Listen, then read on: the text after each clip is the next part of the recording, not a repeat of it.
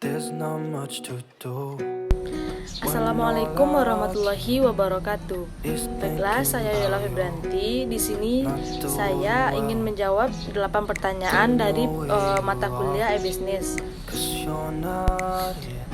Kenapa kita menggunakan e-business? Baik, pertanyaan pertama, bagaimana cara kita meningkatkan nilai bagi pelanggan dan mitra bisnis kita? Nah, jika kita ingin orang-orang dalam target market bisnis kita lebih memilih kita dibandingkan pesaing kita, maka kita perlu memahami dan memberikan nilai yang nyata kepada mereka.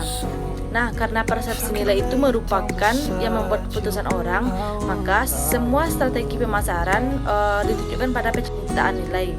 Nah, jadi bagaimana cara kita meningkatkan nilai bagi pelanggan kita?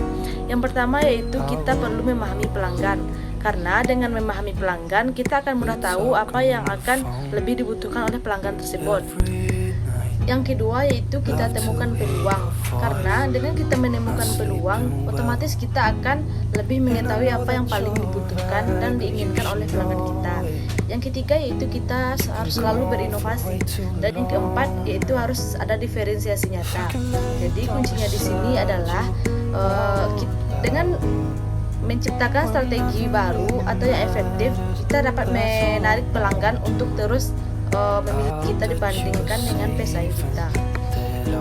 Selanjutnya kita masuk kepada pertanyaan yang kedua, yaitu bagaimana kita bisa memasuki pasar baru, produk layanan, menarik perhatian serta mengurangi risiko bisnis. Nah, di sini kita bagi menjadi 2 poin. Poin yang pertama yaitu untuk memasuki pasar baru dan menarik perhatian. Ada beberapa cara yang harus kita lakukan. Yang pertama, kita itu harus mengutamakan kualitas produk. Yang kedua, berikan harga yang sesuai. Dan yang ketiga yaitu perluas jaringan distribusi barang. Selanjutnya yaitu untuk mengurangi risiko bisnis, hal-hal yang perlu kita lakukan. Yang pertama, kita lakukan riset bisnis sebelum memulai bisnis. Yang kedua, jalankan bisnis sesuai keahlian yang kita miliki. Yang ketiga, carilah informasi mengenai kunci kesuksesan. Dan yang keempat yaitu cari informasi tentang prospek bisnis tersebut sebelum memulai atau mengambil sebuah risiko. Selanjutnya yaitu pertanyaan yang ketiga, bagaimana cara kita meningkatkan pendapatan dan profitabilitas. Nah, di sini ada beberapa cara. Yang pertama yaitu menambah produk atau layanan. Yang kedua, tingkatkan nilai jual kita kepada pelanggan. Karena dengan kita meningkatkan nilai jual kepada pelanggan, otomatis pelanggan tersebut akan merasa puas dengan apa yang kita berikan kepada mereka. Yang ketiga yaitu memperluas bidang industri. Misalnya kita memiliki sebuah kafe, nah di sana kita berikan atau kita ciptakan juga misalnya seperti restoran dan penginapan. Yang keempat yaitu mencari target konsumen baru. Ya, dengan memanfaatkan internet dan teknologi yang sekarang, kita lebih mudah untuk mencari target konsumen yang baru. Dan yang kelima yaitu hindari kompetisi harga. Baiklah, pertanyaan selanjutnya yaitu bagaimana cara kita dapat mempertahankan atau meningkatkan keunggulan yang kompetitif. Yang pertama yaitu dengan cara kita melakukan strategi diferensiasi produk sehingga pelanggan mempunyai persepsi tentang manfaat produk dan membenarkan harga tinggi akan produk kita. Yang kedua yaitu dengan cara perusahaan melakukan strategi yang memungkinkan untuk menawarkan produk yang harganya lebih rendah dibanding pesaing produk kita. Baiklah, pertanyaan selanjutnya, bagaimana cara kita mengatasi peluang tantangan bisnis saat ini? Misalnya tentang keluhan yang buruk dari pelanggan tentang layanan kepada mereka.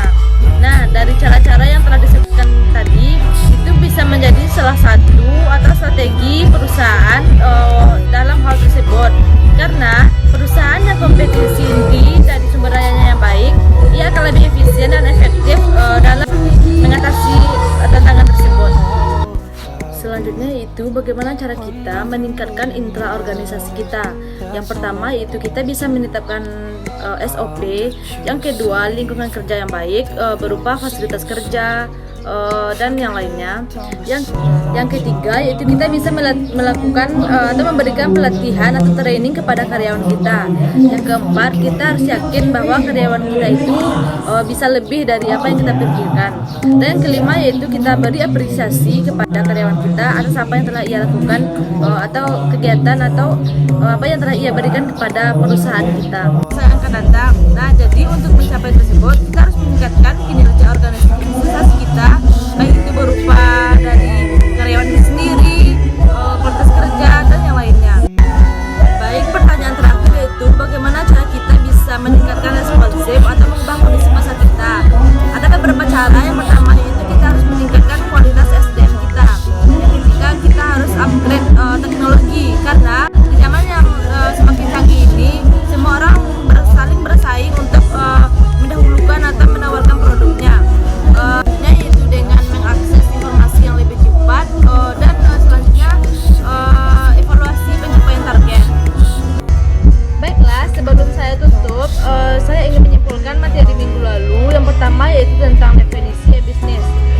E-bisnis merupakan interaksi bisnis dengan eksternal organisasi dengan memanfaatkan TI atau teknologi informasi. Yang kedua yaitu saya mengetahui apa saja aplikasi dalam e-bisnis. Yang ketiga yaitu saya mengetahui siklus dari e-bisnis. Selanjutnya saya mengetahui tentang mengapa harus menggunakan bisnis.